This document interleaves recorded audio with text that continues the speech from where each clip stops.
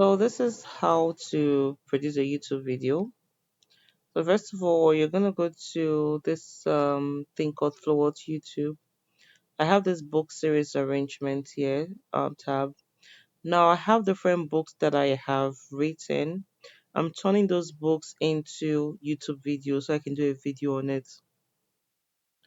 So yeah, so you can see all the videos here. If you go on the Google Drive, and if you go on this person's name. So this is under the Flower group. You're gonna go on Emeka. Then under Emeka, you're gonna see Flower Book YouTube video scripts. Then you're gonna see this thing that says this Word document outside it that says updated YouTube script. So someone did a script for me. I don't like it. I went to do my own script.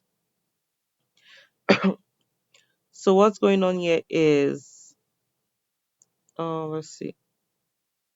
So I'm taking the script that I generated with ChatGPT here. Um,